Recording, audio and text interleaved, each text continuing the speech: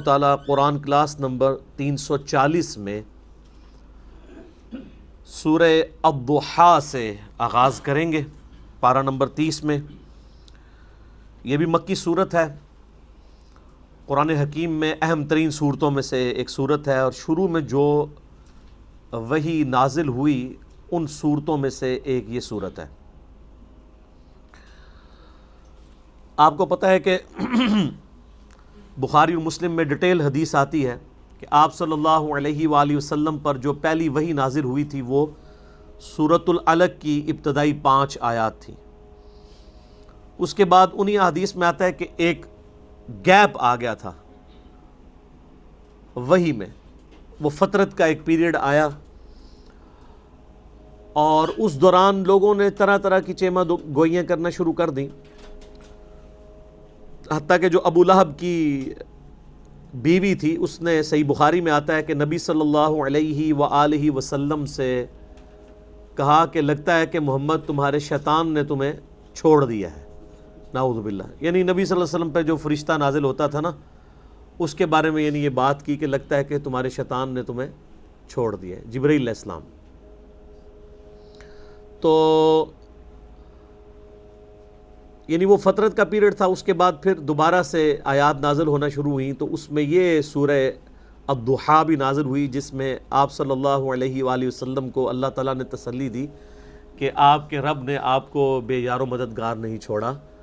یعنی ایک نیچرل وقفہ تھا، لیکن ظاہر ہے کہ نبی صلی اللہ علیہ وآلہ وسلم کی روحانی غذا تھی وہی، تو آپ علیہ السلام پہ تو یہ پیریڈ شاک گزرتا تھا، تو اللہ تبارک و تعالیٰ نے آپ صلی اللہ علیہ وآلہ وسلم کی دل جوئی فرمائی اس حوالے سے۔ تو یہ پھر آیات نازل ہوئیں۔ اعوذ باللہ من الشیطان الرجیم، بسم اللہ الرحمن الرحیم۔ والضحیٰ واللیل اذا سجا، قسم ہے روشن دن کی اور رات کی جب وہ سکون کے ساتھ چھا جاتی ہے۔ دن اور رات اللہ نے جوڑے کی شکل میں پیدا کی ہیں۔ دن نہ ہو تو رات کی قدر نہیں آتی، اور رات نہ ہو تو دن کی قدر نہیں آتی۔ تو رات اور دن اگرچہ ایک دوسرے کا اپوزٹ ہے، لیکن اللہ تبارک و تعالی نے اس اپوزٹ چیز کی وجہ سے ایک دوسرے کی قدر میں اضافہ فرمایا ہے۔ یہ مثال اس لیے دی جا رہی ہے کہ جس طرح دن اور رات اگرچہ بالکل 180 ڈگری ہیں، ایک بالکل روشن اور ایک تاریک، لیکن ان کی اہمیت اپنی جگہ موجود ہے۔ اسی طریقے سے اللہ تعالیٰ کی طرف سے وحی آنا اور وحی کا رکنا، اگرچہ یہ اپوزٹ چیزیں ہیں، لیکن یہ اپوزٹ چیزوں میں اللہ کی حکمت پوشیدہ ہے کہ جب یہ وقفہ آتا ہے تو پھر اللہ تبارک و تعالیٰ کی طرف سے جب نئی وحی نازل ہوگی تو پھر اس کی امپورٹنس میں، اس کی لذت میں اضافہ ہوگا۔ جس طرح کہ رات میں انسان جب آرام کرتا ہے تو اس کے بعد اگلے دن کے کاموں میں انسان کو خشوع و خضوع اور آرام نصیب ہوتا ہے، اس طریقے سے یہ جو وحی کا فترت کا پیریڈ ہے، اس پیریڈ کو نیگیٹو نہ لیا جائے، بلکہ اس کے بعد جب نئی وحی نازل ہوگی تو پھر تمہاری روحانیت میں مزید اضافہ ہوگا۔ آپ صلی اللہ علیہ وآلہ وسلم کو بڑے محبت کے انداز میں اس میں تسلی دی جا رہی ہے۔ اچھا، یہ جو شروع کی آیات ہیں دونوں، کہ قسم ہے روشن دن کی اور رات کی جب وہ چھا جاتی ہے، بعض اوقات بعض مفسرین کی جانب سے اسے ایک محبت کا بھی رنگ دیا گیا، کہ والضحیٰ سے مراد نبی صلی اللہ علیہ وآلہ وسلم کے چہرے کو لیا گیا، اور واللیل سے مراد آپ کی زلفوں کو لیا گیا، لیکن یہ سب کے سب جذباتی ڈاکٹرائن ہے، قرآن و سنت میں کہیں اس کا ذکر اس طریقے سے موجود نہیں ہے۔ اس طرح کی جو صوفیاء کی تفاسیر ہوتی ہیں، بس یہ سبحان اللہ اور واہ واہ کرنے کے لیے ہوتی ہیں، اس سے زیادہ ان کی کوئی اہمیت نہیں ہوتی۔ ما ودعک ربک وما قلا، نہ تو آپ کے رب نے آپ کو تنہا چھوڑا ہے اور نہ ہی آپ سے ناراض ہوا ہے۔ یعنی یہ جو وحی میں ڈیلے آیا ہے، اس میں قطعاً یہ میسج نہیں ہے کہ آپ کا رب آپ سے ناراض ہے، اور نہ یہ میسج ہے کہ آپ کو اللہ تعالیٰ نے بے یار و مددگار چھوڑ دیا، ایسا نہیں ہے۔ وَلَلْآخِرَةُ خَيْرٌ لَكَ مِنَ الْأُولَى، اے محبوب صلی اللہ علیہ وآلہ وسلم، آپ کا ہر آنے والا لمحہ گزرے ہوئے لمحے سے بہتر ہوگا۔ یعنی اب اگلی دفعہ جب وحی نازل ہوگی تو وہ آپ کے اوپر جو وقت آئے گا وہ پچھلی وحی کے نازل ہونے والے وقت سے بڑھ کر ہوگا. یہ تو تعویل خاص کے اعتبار سے. اور تعویل عام کے اعتبار سے اس میں کوئی شک ہی نہیں ہے کہ نبی علیہ السلام کا ہر آنے والا لمحہ گزرے ہوئے سے بہتر ہے. ایک تو اللہ تعالیٰ کی طرف سے جو اسپیشل پروٹوکول ہے درود شریف کا، اللہ اور اس کے فرشتے درود بھیجتے ہیں. ان اللہ و ملائکتہ یصلون علی النبی صلاۃ بر محمد و آل محمد اللہم صلی علی محمد و علی آل محمد. مسلسل اللہ کی طرف سے رحمتوں کا نزول ہے. ہر رحمت نبی علیہ السلام کے درجے کو بلند کر رہی ہے. پوری امت درود پڑھ رہی ہے آپ علیہ السلام پہ. آپ کی مبارک زندگی میں تو بمشکل 1 لاکھ کے قریب لوگ آپ کے فالوور تھے. آج ماشاء اللہ تعالیٰ 1.5 ارب کے قریب فالورز ہیں. آپ کو اللہ نے اتنی بڑی روحانی اولاد دی ہے. تو ہر آنے والا لمحہ گزرے ہوئے سے نبی علیہ السلام کے لیے بہتر ہے. دنیا میں آج کوئی لمحہ ایسا نہیں ہے جس لمحے میں اللہ تعالیٰ کے ساتھ نبی صلی اللہ علیہ وآلہ وسلم کو اس دنیا پہ اس روئے ارض پہ یاد نہ کیا جا رہا ہو. جہاں کہیں بھی اذان ہو رہی ہے اللہ کے نام کے ساتھ نبی صلی اللہ علیہ وآلہ وسلم کا نام ہے. یہ ان چیزوں سے ہٹ کے جو اللہ اور فرشتے درود بھیج رہے ہیں وہ تو الگ سے. اس دنیا میں بھی نبی صلی اللہ علیہ وآلہ وسلم کا نام روشن ہے. آج دنیا کا کوئی حصہ ایسا نہیں ہے جہاں آپ صلی اللہ علیہ وآلہ وسلم کو ایک بڑی انسانی پرسنالٹی کے طور پہ نہ مانا جاتا ہو. خواہ آپ صلی اللہ علیہ وآلہ وسلم پر ایمان لانے والے ہوں، خواہ آپ صلی اللہ علیہ وآلہ وسلم پر ایمان نہ لانے والے ہوں، آپ علیہ السلام کو ایک کامیاب پرسنالٹی کے طور پہ لوگ مانتے ہیں. آپ کی اس وقت کی زندگی دنیا میں گزاری ہوئی زندگی سے بہتر ہے، اپنی مبارک زندگی بھی، کیونکہ آپ اللہ کی جنتوں میں ہیں. پھر قیامت کے دن کی زندگی اس زندگی سے بہتر ہوگی، کیونکہ قیامت کے دن کے مہمان خصوصی ہیں. عَسَىٰ أَن يَبْعَثَكَ رَبُّكَ مَقَامًا مَحْمُودًا، جو سورہ بنی اسرائیل میں آیا کہ ایک وقت آئے گا اے نبی ہم آپ صلی اللہ علیہ وآلہ وسلم کو ایسے مقام پر فائز کریں گے جہاں ہر شخص آپ کی حمد بیان کرے گا. مقام محمود، محمود کہتے ہیں جس کی حمد کی جائے، جس کی تعریف کی جائے. قیامت کے دن نبی صلی اللہ علیہ وآلہ وسلم مہمان خصوصی ہیں. ہر کوئی آپ کی تعریف کر رہا ہوگا. کیوں؟ شفاعت کا دروازہ آپ کے مبارک ہاتھوں پہ آپ کی دعا سے کھلے گا. اور وہ قیامت کے دن کا جو آپ کا پروٹوکول آپ کو ملے گا وہ آپ کی دنیا میں گزاری ہوئی زندگی، عالم برزخ میں گزاری ہوئی زندگی سے بھی بڑھ کر ہوگا. اور پھر اس سے بھی بڑھ کے جنت الفردوس میں، جو بخاری و مسلم میں حدیث ہے، نبی صلی اللہ علیہ وآلہ وسلم نے فرمایا کہ اللہ تعالیٰ نے جنت میں ایک اعلیٰ ترین مقام رکھا ہے اور اس کا نام بھی مقام محمود ہے. میں اللہ سے امید کرتا ہوں کہ وہ مقام مجھے ہی ملے گا، اور جو شخص میرے لیے اذان کے بعد اس مقام کی دعا کرے میری شفاعت اس کے لیے حلال ہو جائے گی. تو ہم وہ دعا کرتے ہیں نا جو صحیح بخاری میں آئی ہے، اللہم رب هذه الدعوة التامة والصلاة القائمة آت محمدا الوسیلة والفضیلة وابعثه مقاما محمودا الذي وعدته. اتنے الفاظ بخاری میں، انک لا تخلف المیعاد، سنن کبری البیہقی میں صحیح سند سے موجود ہے. بلکہ مسلم شریف میں الفاظ ہیں جو بندہ اذان کا جواب دے، یعنی وہی کلمات ریپیٹ کرے، اس کے بعد درود شریف پڑھے، پھر الوسیلہ والی دعا مانگے تو میری شفاعت اس کے لیے حلال ہو جائے گی. تو مقام محمود اگرچہ آپ علیہ السلام کو اللہ تعالیٰ نے دے دیا ہے، لیکن اس مقام کی دعا کرنے سے اللہ تعالیٰ خوش ہوتا ہے، اپنے نبی کا ذکر خیر کرنے سے. اللہ کے محبوب صلی اللہ علیہ وآلہ وسلم کو ہمارے درود شریف کی کوئی حاجت نہیں ہے. جن پہ اللہ درود پڑھ رہا ہے اور اللہ کا درود ہمارے والا نہیں ہے، ہم تو خود اللہ کو کہہ رہے ہوتے ہیں اللہم صلی علی محمد و آل محمد، اے اللہ آپ رحمتیں بھیجیے. اللہ کا درود یہ ہے کہ اللہ تعالیٰ اپنے نبی پہ خود رحمت بھیج دیتا ہے اور ان کے درجات بلند کر دیتا ہے. اللہ نے تو کسی کو نہیں کہنا کہ بھیج، اللہ بھیجتا ہے خود. اللہ کا درود یہ ہے. ہمارا درود یہ ہے کہ ہم اللہ سے ریکویسٹ کرتے ہیں. صحیح مسلم میں حدیث ہے جو ایک دفعہ درود شریف پڑھے اللہ تعالیٰ اس پہ 10 رحمتیں نازل فرمائے گا. اللہم صلی علی محمد و آل محمد. سن نسائی میں حدیث ہے کہ اللہ تعالیٰ اس پہ 10 رحمتیں نازل فرمائے گا، اس کے 10 درجات بلند کرے گا، اسے 10 نیکیاں عطا فرمائے گا، اس کے 10 گناہ معاف کر دے گا. اور جامعہ ترمذی میں حدیث ہے قیامت والے دن سب سے میرے قریب وہ شخص ہوگا جس نے دنیا میں سب سے زیادہ مجھ پہ درود پڑھا ہوگا. اللہم صلی علی محمد و آل محمد. جامعہ ترمذی میں مولا علی علیہ السلام سے حدیث ہے کہ مولا علی کہتے ہیں کہ نبی صلی اللہ علیہ وآلہ وسلم سے میں نے خود سنا کہ کنجوس ہے وہ شخص بخیل ہے وہ شخص جس کے سامنے میرا ذکر ہو اور مجھ پر درود نہ پڑے۔ اللہم صلی علی محمد و آل محمد۔ فضل الصلاۃ علی النبی کے اندر موجود ہے مسند احمد میں کہ جو لوگ دنیا میں کسی مجلس میں شریک ہوں اور بغیر اللہ کا ذکر کیے اور درود شریف پڑھے اٹھ جائیں، ایسے لوگ جنت میں بھی داخل ہو جائیں تو وہاں پہ بھی انہیں حسرت ہوگی کہ ہم نے وہ لمحہ بغیر ذکر و درود کے کیوں گزارا، جب وہ اس کا اجر دیکھیں گے۔ اللہم صلی علی محمد و آل محمد۔ تو درود شریف کے تو بے شمار فضائل ہیں۔ میں نے 2 گھنٹے صرف درود شریف کے فضائل اور فقہی احکام و مسائل پہ مسئلہ نمبر 56 ریکارڈ کروایا، جسے شوق ہو تو وہ دیکھے۔ تو وَلَلْآخِرَةُ خَيْرٌ لَكَ مِنَ الْأُولَىٰ، اے نبی آپ کا ہر آنے والا لمحہ گزرے ہوئے لمحے سے بہتر ہوگا۔ وَلَسَوْفَ يُعْطِيكَ رَبُّكَ فَتَرْضَىٰ، اور عنقریب ایسا وقت آئے گا کہ آپ کا رب آپ کو اتنا دے گا کہ آپ اپنے رب سے راضی ہو جائیں گے۔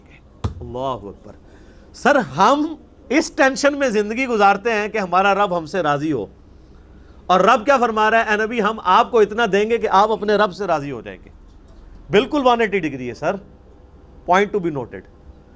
ہم کہتے ہیں کہ ہمارا رب ہم سے راضی ہو، اور اللہ کیا فرما رہا ہے؟ اے نبی ہم آپ کو اتنا دیں گے کہ آپ اپنے رب سے راضی ہو جائیں گے۔ یہ بہت بڑی شان ہے۔ اسی کانٹیکسٹ میں ایک صحیح مسلم میں حدیث ہے بڑی رقت انگیز۔ نبی صلی اللہ علیہ وآلہ وسلم ایک دن امت کے غم میں اتنا روئے کہ اللہ تعالیٰ نے حضرت جبرائیل کو بھیج دیا کہ پوچھو، حالانکہ اللہ کو تو پتہ ہے۔ تو جبرائیل علیہ السلام نے کہا کہ اللہ نے مجھے بھیجا ہے، آپ پر سلام بھیجتا ہے اللہ، اور پوچھتا ہے کہ آپ کے رونے اور گریہ کرنے کی وجہ کیا ہے؟ تو آپ علیہ السلام نے کہا کہ میری امت۔ پھر آپ علیہ السلام نے سورہ ابراہیم کی آیات تلاوت کی کہ حضرت ابراہیم نے کہا تھا، اللہ جو نیکوکار بندے ہیں وہ میرے ہیں، اور بروں کو تیرے کھاتے میں ڈال دیا کہ تو جانے اور ان کا معاملہ۔ اچھا، پھر نبی صلی اللہ علیہ وسلم نے سورۃ المائدہ کی تلاوت کی کہ قیامت الدین عیسیٰ علیہ السلام کہیں گے کہ اللہ جب تک میں ان میں موجود رہا ان پر گواہ تھا، اگر میرے بعد انہوں نے شرک کیا تو یہ تو جانے اور تیرا کام۔ جبکہ اے اللہ میں یہ نہیں کہتا، میں تو کہتا ہوں میری امت۔ یعنی حضرت ابراہیم بھی اپنی نافرمان امت سے اعلان برات کر رہے ہیں، حضرت عیسیٰ علیہ السلام بھی، اور نبی علیہ السلام کہہ رہے ہیں کہ میں تو اپنی امت کی فکر میں ہوں۔ تو حضرت جبرائیل علیہ السلام کو پھر اللہ تعالیٰ نے وحی کی، اور انہوں نے نبی علیہ السلام سے کہا کہ میرے محبوب سے فرما دو کہ ہم آپ کو آپ کی امت کے معاملے میں قیامت والے دن رسوا نہیں کریں گے۔ یہ وہی چیز ہے، وَلَسَوْفَ يُعْطِيكَ رَبُّكَ فَتَرْضَىٰ، ان قریب آپ کا رب اتنا آپ کو دے گا کہ آپ اپنے رب سے راضی ہو جائیں گے۔ وہ دینا کیا ہے؟ مقام شفاعت۔ آپ صلی اللہ علیہ وآلہ وسلم کی شفاعت کی برکت سے امت کے گنہگار لوگوں کی بخشش ہو جائے گی انشاءاللہ تعالی۔ اللہ تعالی ہم سب کو قیامت والے دن اپنے محبوب صلی اللہ علیہ وآلہ وسلم کی شفاعت نصیب فرمائے۔ آپ صلی اللہ علیہ وآلہ وسلم اور آپ کے اہل بیت کے ساتھ قیامت والے دن ہمیں محشور فرمائے، آمین۔ تو آپ کا رب ان قریب آپ کو اتنا دے گا کہ آپ اپنے رب سے راضی ہو جائیں گے۔ تو نبی صلی اللہ علیہ وآلہ وسلم کی رضا بھی اس کے اندر ہے کہ ان کی امت کے لیے کوئی بخشش کا معاملہ بن جائے۔ آپ صلی اللہ علیہ وآلہ وسلم کو امت کی اتنی ٹینشن ہے، اور ماشاءاللہ امت ٹینشن فری ہے۔ امت کہتی ہے جو کچھ بھی ہیں تیرے محبوب کی امت سے ہیں، اور آپ صلی اللہ علیہ وآلہ وسلم کو تو پتہ تھا کہ معاملہ کتنا خطرناک ہونا ہے۔ اچھا، یہ تصویر کا ایک رخ ہے، تصویر کا ایک دوسرا رخ اس سے بھی زیادہ خطرناک ہے۔ وہ سورۃ الفرقان کی آیت نمبر 30 ہے، وقال الرسول یا ربی ان قوم اتخذوا هذا القرآن مہجورا۔ قیامت والے دن نبی صلی اللہ علیہ وآلہ وسلم شکایت کریں گے کہ اے اللہ میری امت نے قرآن کو پیٹھ کے پیچھے ڈال دیا تھا۔ نبی علیہ السلام نے اپنی امت کی شکایت بھی لگانی ہے جنہوں نے قرآن کو چھوڑ دیا، قرآن کی تعلیمات سے روگردانی کر دی۔ اسی لیے آپ دیکھیں کہ نبی علیہ السلام نے حجۃ الوداع کے موقع پر بھی فرمایا قرآن اور سنت، غدیر خم پہ فرمایا قرآن اور اہل بیت۔ قرآن کو آپ نے کہیں نہیں چھوڑا، اور فرمایا قرآن میں ہدایت ہے، نور ہے، یہ اللہ کی رسی ہے، اسے پکڑو، جو اسے پکڑے گا وہ ہدایت پہ ہوگا، جو چھوڑ دے گا وہ گمراہ ہو جائے گا۔ تو آپ علیہ السلام کو اللہ تعالیٰ فرما رہے ہیں ہم قیامت والے دن اتنا دیں گے کہ آپ اپنے رب سے راضی ہو جائیں گے۔ یہ ویسے گارنٹی آپ علیہ السلام کے لیے تھی۔ یہاں پہ لوگ کہتے ہیں جی فلاں بزرگ کے آپ مرید ہو جائیں، انہوں نے تو وعدہ کیا کہ میں اس وقت تک جنت میں نہیں جاؤں گا جب تک اپنے ماننے والوں کو نہ لے جاؤں۔ تو یہ تو گارنٹی صرف ایک شخص کے لیے ہے کہ جس کے ہاتھ پہ شفاعت کا دروازہ کھلنا ہے، جس کو اللہ نے راضی کرنا ہے۔ آپ کے بزرگ بابوں کو راضی کرنے کی کوئی اللہ نے گارنٹی نہیں لی ہوئی ہے، وہ تو اپنی بھی مغفرت کروا لیں تو بڑی بات ہے، اللہ پہ کسی کی کوئی دھونس نہیں ہے۔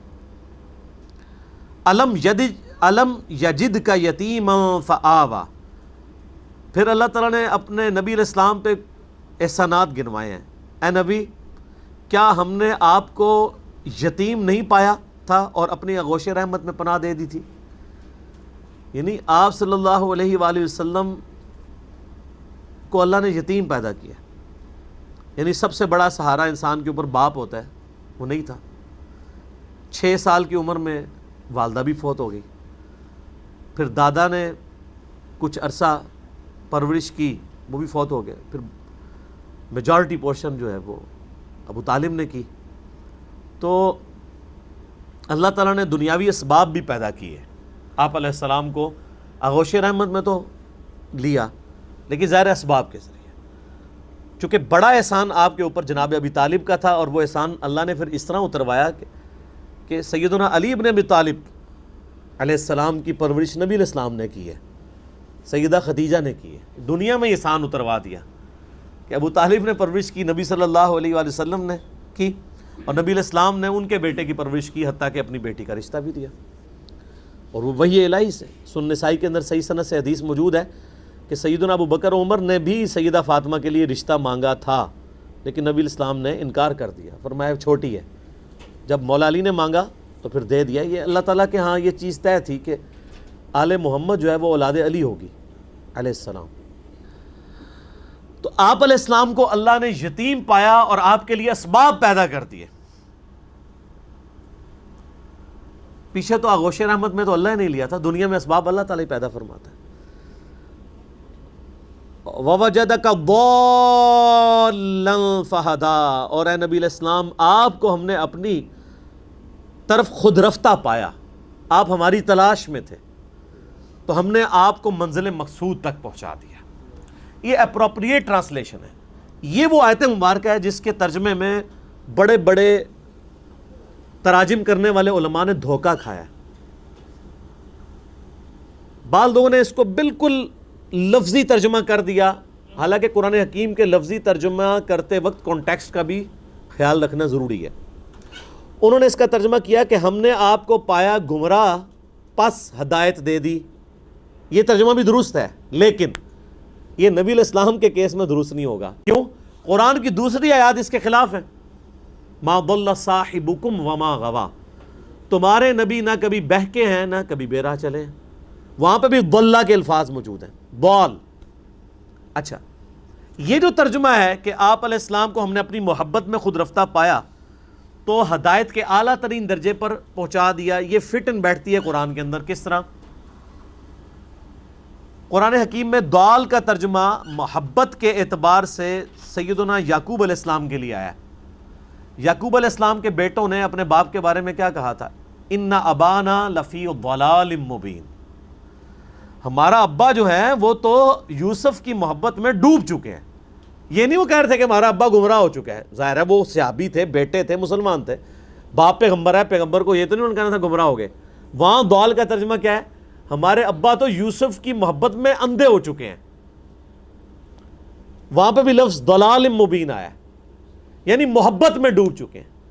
تو یہ ترجمہ یہاں اپروپریٹ ہوگا، ہم نے پایا آپ کو اپنی محبت میں ڈوبا ہوا تو آپ کو ہدایت کے اعلیٰ ترین درجے پر پہنچا دیا، کیونکہ ڈیٹم لیول کی ہدایت تو ہوتی ہے ہر پیغمبر کے پاس۔ سورہ یونس کی آیت نمبر 15 میں آیا نا، اے نبی ان سے فرماؤ میں اتنا عرصہ تم میں رہا ہوں، کیا تم نے مجھ سے پہلے کوئی ایسی بات سنی ہے؟ اگر اب میں یہ دعویٰ کر رہا ہوں کہ میں اللہ کا پیغمبر ہوں تو میرا ماضی اس پر گواہ ہے کہ میں نے کبھی جھوٹ نہیں بولا، میرا پورا کریکٹر ہے تمہارے سامنے صادق اور امین کا، تو اب میں نے عمر کے اس حصے میں آ کے ایسی بات کیوں کرنی ہے؟ آپ علیہ السلام کی اعلان نبوت سے پہلے کی 40 سال کی زندگی کو اللہ نے قرآن میں دلیل بنایا ہے آپ کی نبوت پہ، تو اس کا مطلب ہے کہ وہ زندگی بھی اللہ کی اسپیشل پروٹیکشن میں تھی۔ البتہ یہ بات ٹھیک ہے کہ نبی مبعوث جس وقت ہوتا ہے اس وقت اس کو یہ پتہ چلتا ہے کہ وہ اللہ کا پیغمبر ہے، اس سے پہلے وہ اللہ کی حفاظت میں ضرور ہوتا ہے، ورنہ تو زندگی گزارنی مشکل ہو جائے۔ یہ نبی علیہ السلام سے چند مہینے نہیں گزرے، وحی کا جب انقطاع ہو گیا تو 40 سال اس تلاش میں گزرے کہ کب مجھ پہ وحی نازل ہوگی، یہ تو ایک ایک لمحہ کاٹنا مشکل ہو جائے۔ تو ایسا نہیں تھا، اور اس کا ذکر جو ہے وہ سورہ الشورى میں ہے، ما کنت تدری ما الکتاب ولا الایمان۔ اے نبی، اس قرآن کے نزول سے پہلے نہ تو آپ اللہ کی کتاب کے بارے میں جانتے تھے، نہ ہی ایمان کی تفصیلات۔ ہم نے اس قرآن کے ذریعے آپ کو ہدایت کے اعلیٰ ترین درجے تک پہنچایا ہے۔ قرآن بالکل واضح ہے۔ پچھلے دنوں آپ کو پتہ نا، یہ اہل سنت کے ہاں ہی بریلوی مکتبہ فکر میں بڑا ایک مناظروں والا سلسلہ چل رہا ہے، ڈاکٹر اشرف آصف جلالی صاحب کا اور سعید اسد صاحب کا۔ اس میں میرا ایک کلپ ریکارڈڈ ہے یوٹیوب پہ، نبی علیہ السلام کو نبوت کب ملی؟ آپ اللہ کے ہاں ہمیشہ سے خاتم النبیین ہیں، میں نے احادیث پیش کی ہیں، لیکن ظاہر ہے کہ جب دنیا میں اناؤنسمنٹ ہوتی ہے وہ ظاہر ہے 40 سال کی عمر میں ہی ہوئی ہے۔ فی نفس ہی پیغمبر ضرور تھے، لیکن اس کی اناؤنسمنٹ اور اس کی انسانی اعتبار سے اسٹیبلشمنٹ 40 سال کی عمر میں ہوئی ہے۔ اگر یہ بات نہیں مانیں گے پھر ختم نبوت والا مسئلہ خراب ہو جائے گا۔ ختم نبوت کا تو مطلب یہ آخری نبی۔ اگر آپ علیہ السلام پہلے سے ہی نبی ہیں تو پھر آخری نبی تو نہ ہوئے۔ آخری نبی وہی ہے جس کو نبوت کا تاج اینڈ پہ پہنایا گیا۔ ہاں، اللہ کے علم میں ہمیشہ سے ہے کہ کس نے پہلا پیغمبر ہونا ہے، کس نے دوسرا، کس نے تیسرا، کس نے اینڈ والا۔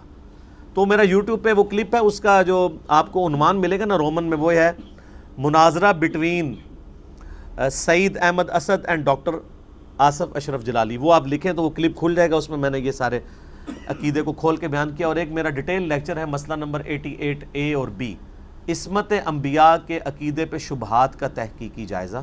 اس میں نے بتایا کہ عصمت انبیاء کا جو عقیدہ سنی اور شیعہ دونوں کے ہاں رائج ہے، یہ عقیدہ قرآن و سنت کے بالکل منافی ہے۔ عصمت انبیاء قطعاً یہ نہیں ہے جو یہ پیش کرتے ہیں۔ اگر اس عقیدے کو صحیح مان لیا جائے جو انہوں نے پیش کیا، تو قرآن حکیم میں جو انبیاء کی غلطیاں ذکر ہوئی ہیں ان کا کیا کریں گے؟ حضرت آدم علیہ السلام کی غلطی، حضرت نوح علیہ السلام کے کافر بیٹے کے لیے دعا کرنے کی غلطی اور قرآن میں معافی مانگنا، حضرت موسیٰ علیہ السلام سے ایک بندے کا قتل ہو جانا اور اس کے اوپر آپ کی شرمندگی۔ خود نبی علیہ السلام کے بارے میں 4 جگہ آیا ہے منافقین کے جنازہ پڑھنے کے اوپر جو آپ کے اوپر اللہ تعالیٰ نے گرفت فرمائی، منافقین کو غزوہ تبوک پہ چھوڑے جانے پر تو حضور تو الفاظ ہیں، نبی اللہ آپ کو معاف کرے، آپ نے کیوں منافقین کو جانے دیا؟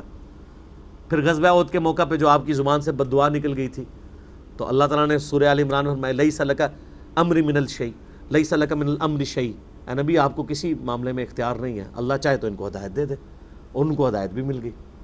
تو عصمت انبیاء کا عقیدہ یہ ہے کہ نبی گناہ سے محفوظ ہوتا ہے، لغزش، خطا اور غلطی ہو سکتی ہے لیکن اس پہ قائم نہیں رہے گا۔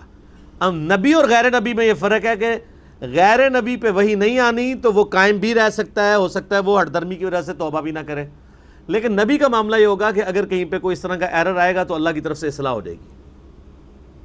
اس لیے نبیوں کو ہم معصوم اس حوالے سے مانتے ہیں، وہ والا معصوم نہیں جو انڈیا پاکستان بنگلہ دیش میں سنی اور شیعہ دونوں کے مولویوں نے اور تقریباً اجماع ہی کیا ہوا ہے اس کے اوپر، انہوں نے اور کہانیاں کرائی ہوئی ہیں۔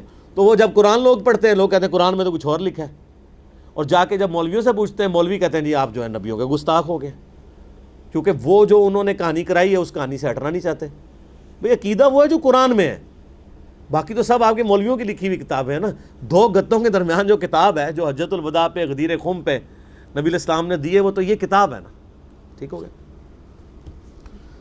تو اس میں احمد بریلوی صاحب نے ترجمہ بالکل ٹھیک کیا ہے، مولانا مودودی کا ترجمہ بھی بالکل ٹھیک ہے، ڈاکٹر اسرار صاحب نے بھی ترجمہ بالکل ٹھیک کیا کہ آپ کو اپنی محبت میں سرگرداں پایا، خود رفتہ پایا تو آپ کو منزل مقصود تک پہنچا دیا۔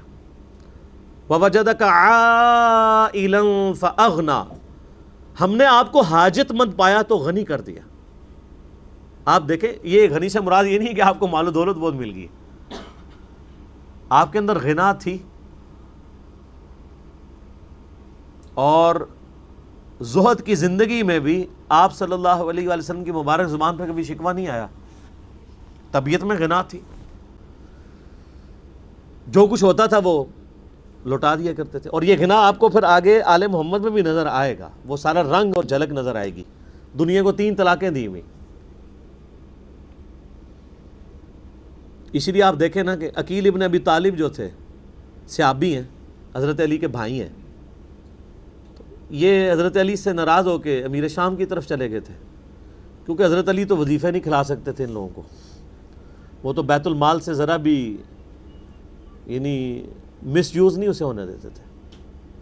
تو آپ کے اپنے رشتہ دار بھی آپ سے ناراض تھے اس معاملے میں، کیونکہ انہوں نے نبی علیہ السلام کی تربیت میں رہے تھے. ان کو پتہ تھا، بخاری و مسلم میں حدیث ہے، سیدہ عائشہ کہتی ہیں کہ حضور کی وفات تک محمد اور آل محمد کا یہ حال تھا کہ بعض اوقات 1 مہینہ، بعض اوقات 2 مہینے، بعض اوقات 3 مہینے تک ہمارے گھروں میں چولہا نہیں جلتا تھا، ہوتا ہی نہیں تھا کچھ پکانے کے لیے. 2 کالی چیزوں پہ، کھجور اور پانی کے اوپر گزارا ہوتا تھا. کھجوریں بھی یہ نہ سمجھیے گا کہ کوئی ٹوکروں کے ٹوکرے تھے کھجوروں کے. 2 کھجوریں صبح 2 شام کے وقت، 1 میٹھا پانی کا پیالہ صبح اور 1 شام کے وقت، کیونکہ وہاں پہ تو میٹھا پانی بھی ایشو تھا نا، کیونکہ ریگستان میں تو پانی بھی آپ کو پتہ ہے کئی کلومیٹر سے بھر کے لانا پڑتا تھا. یہ تو ہم جناب 25 فٹ کے اوپر جیلوں میں واٹر ٹیبل ہے، 30 فٹ پہ آپ پانی نکال دیتے ہیں. آج بھی ہمارے جو ریگستانی علاقے ہیں آپ چلے جائیں وہاں پہ کیا صورتحال ہے. آج بھی عورتیں 10-10 12-12 کلومیٹر روزانہ پیدل چل کے مٹکوں میں پانی لے کے آتی ہیں، اور پانی بھی کوئی صاف ستھرا نہیں ہوتا، گدلا ہی ہوتا ہے. یہ جو بیلٹ ہے یہ تو آپ سمجھیں کہ آپ یورپ میں رہ رہے ہیں، جو لاہور سے لے کے پنڈی تک ہے. یہ تو یہ جنت کا ٹکڑا ہے پاکستان میں، جہاں ساری چیزیں اویلیبل ہیں. باقی آپ ذرا جنوبی پنجاب کی طرف نکل جائیں تو دیکھیں لوگوں کی کیا صورتحال ہے. سندھ میں چلے جائیں اس سے بری صورتحال ہے. تو آپ کو ہم نے حاجت مند پایا تو غنی کر دیا، ایسا غنی کیا ہے کہ درویشی کی زندگی ہے، لیکن آپ دیکھ لیں کہ طبیعت میں غنا ہے. بخاری و مسلم میں حدیث ہے، نبی علیہ السلام نے اپنی بیویوں سے 1 مہینے کے لیے ناراضگی کر لی تھی، اسے ایلا کہتے ہیں. گھر کی چھت پہ چلے گئے، سیدنا عمر ملنے کے لیے گئے، بڑی لمبی حدیث ہے. تو سیدنا عمر کہتے ہیں میں نے حضور علیہ السلام کو اس حال میں دیکھا کہ آپ کے جسم مبارک پہ چٹائی کے نشانات تھے، یعنی صرف تہمت باندھی ہوئی تھی، اوپر چادر بھی نہیں تھی، اور گھر کے کونے میں ایک چھوٹا سا مشکیزہ لٹک رہا تھا. بس یہ ٹوٹل آپ کی یعنی گھر کے اندر ایسٹس تھے. تو سیدنا عمر نے رونا شروع کر دیا کہ یا رسول اللہ کیسر و کسرا تو دنیا کے مزے لوٹ رہے ہیں اور آپ تو اللہ کے نبی ہیں. تو آپ علیہ السلام نے بڑا سخت جملہ بولا. آپ فرمایا عمر لگتا ہے کہ دنیا کی حقیقت ابھی بھی تجھ پہ نہیں کھلی. کیا تو اس بات پہ راضی نہیں ہے کہ کیسر و کسرا دنیا کے مزے لوٹیں اور ہم آخرت کی سعادت؟ پھر بخاری مسلم کی حدیث ہے مجھے یہ خطرہ نہیں تم میرے بعد بھوکے مرو گے، مجھے یہ ڈر ہے کہ دنیا کے خزانے تم پہ کھول دیے جائیں گے اور تم پھر دنیا کی محبت میں گرفتار ہو کے ایک دوسرے کو قتل کرو گے، اور تم بھی اسی